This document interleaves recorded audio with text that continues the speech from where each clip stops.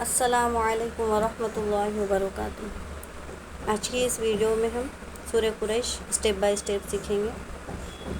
سورہ قریش پارہ نمبر 30 کی چھوٹی صورت ہے۔ آج ہم اس کو بالکل تجوید اور مخارج کے ساتھ سیکھیں گے۔ سب میں پہلے ویڈیو شروع کرنے سے پہلے آپ لوگوں سے ریکویسٹ ہے، اگر آپ لوگوں نے میرے چینل کو سبسکرائب نہیں کیا ہے تو ضرور سبسکرائب کر لیں اور ویڈیو کو لائک کریں، اور آگے ان بھائی بہنوں تک ضرور شیئر کریں جو لوگ قرآن شریف پڑھنا یا سیکھنا چاہتے ہیں۔ تو چلے سورہ اسٹارٹ کرتے ہیں۔ بسم اللہ الرحمن الرحیم۔ لإیلاف قریش، لإیلاف، آپ لوگ بھی میرے ساتھ ساتھ ریپیٹ کریں۔ لئی، یا ساکن سے پہلے زیر ہے یا مدہ ہوگا، ایک الف کی مقدار کھینچیں گے۔ لام پر کھڑا زبر ہے، ایک الف کی مقدار یہاں پر بھی کھینچ کر پڑھنا ہے۔ لإیلاف قریش، رو پر زبر ہے اس لیے رو ہمیشہ پھول پڑی جائے گی۔ قریش، شین کے نیچے دو زیر کی تنوین ہے، آگے آیت ہے، زبر زیر پیش، دو زیر دو پیش پر جب بھی آیت کرتے ہیں تو آخری حرف پر ہم جزم لگا کر سانس توڑنا ہے۔ پڑھیے پھر سے، لإیلاف قریش ایلافہم رحلۃ الشتاء والصیف۔ ایلافہم، ای اور لا کو کھینچیں گے، کھڑا زبر ہے اس لیے، کھڑا زبر اور کھڑا زیر ہے اس لیے ایک الف کی مقدار ہم کھینچیں گے۔ اب یہاں پر دیکھیں گے آگے میم ساکن ہے۔ میم ساکن کے قاعدے بس 3 رول ہے میم ساکن کے، یعنی جزم والا میم جب بھی آ جائے پورے قرآن شریف میں بس اس کے 3 ہی قاعدے ہیں۔ دیکھیں گے، اخفاء شفوی، ادغام شفوی اور اظہار شفوی۔ تو یہاں پر جو ہے میم ساکن کے بعد والا لیٹر ہم کو دیکھنا ہوتا ہے۔ جب بھی قرآن شریف میں میم ساکن آ جائے تو فوراً اس کے بعد والا حرف ہمیں دیکھنا ہے۔ اگر میم ساکن کے بعد با آئے گا تو ہم کو غنہ اور اخفاء کے ساتھ پڑھنا ہوگا، یعنی اخفاء شفوی کا قاعدہ ہوگا۔ اور اگر میم ساکن ہو اور اس کے بعد والا حرف میم ہو تو میم کو میم سے ملا کر غنہ کرنا ہے، ٹھیک ہے۔ ابھی یہاں پر دیکھیں گے میم ساکن تو ہے لیکن میم ساکن کے بعد نہ با ہے نہ میم ہے، یعنی میم ساکن کے بعد با اور میم کے علاوہ کوئی بھی حرف آتا ہے تو میم کو ہمیں ظاہر کر کے پڑھنا ہے، ٹھیک ہے۔ اظہار شفوی کا قاعدہ ہوگا، ایلافہم رحلۃ الشتاء والصیف۔ را حاضر، ریح، ہا اچھے سے ادا کریں گے، حلق سے ہوا نکلنا چاہیے۔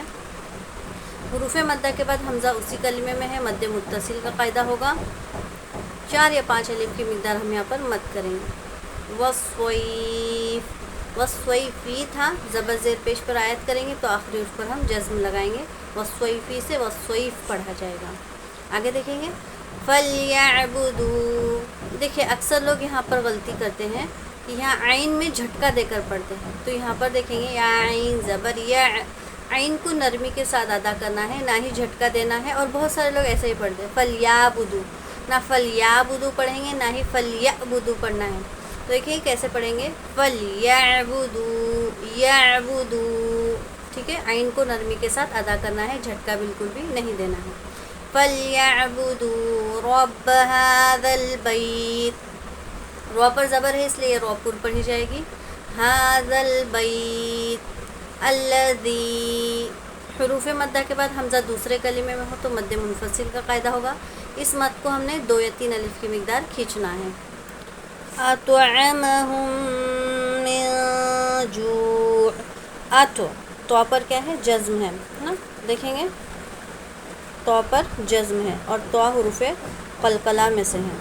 قلقلہ لیٹرز 5 ہے، جب بھی ان 5 حرفوں میں سے کسی حرف پر جزم آتا ہے تو اس کے جو پڑھتے وقت اس کے مخرج ٹکر کھا کر الگ ہو جائیں گے۔ لیکن یہ بھی تو پر جزم ہے اور تو حرف قلقلہ میں سے ہیں، اس لیے اس کو جب ہم پڑھیں گے ات نہیں پڑھا جائے گا بلکہ آت ہو۔